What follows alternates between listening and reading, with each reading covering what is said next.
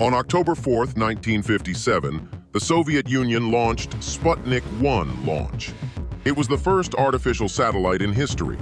For the United States, this was more than a scientific achievement by a rival.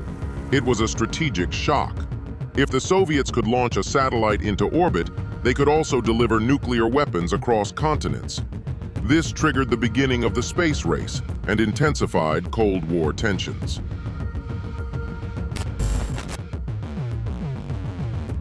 In 1958, the U.S. Air Force initiated a classified program titled A Study of Lunar Research Flights.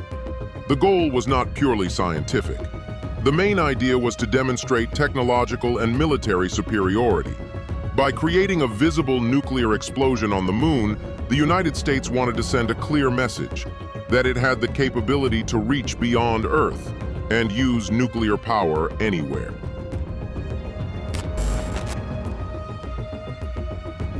The project was led by physicist Leonard Riefel.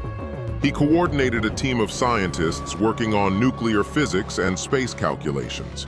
Among them was a young researcher, Carl Sagan. At the time, Sagan was not yet famous. His role was to calculate how the explosion's dust cloud would behave and whether it would be visible from Earth. These calculations were essential because visibility was a key objective of the project.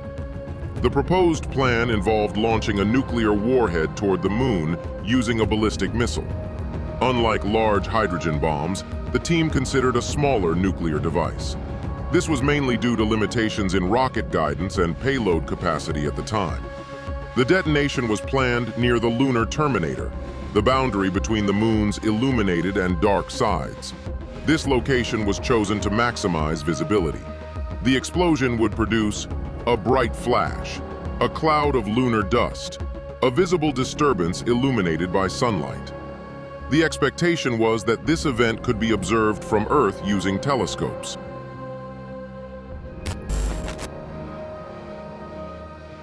Despite the technical feasibility, the risks were significant.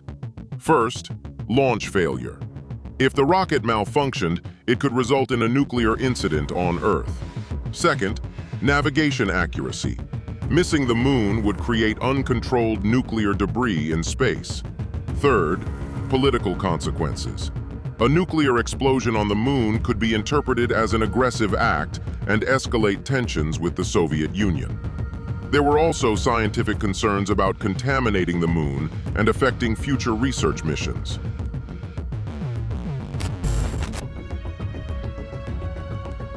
By late 1959, the project was officially abandoned. The reasons included high risk compared to limited scientific value, potential damage to the international image of the United States, growing interest in peaceful space exploration. Instead of demonstrating power through destruction, the U.S. shifted focus toward manned lunar missions.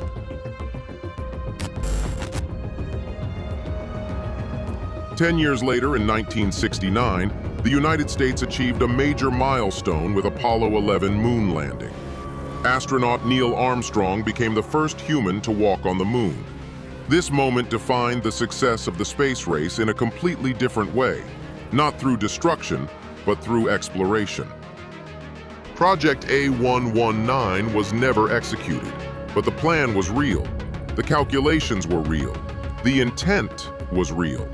In 1959, the United States came close to turning the moon into a nuclear test site, not for science, but to prove power.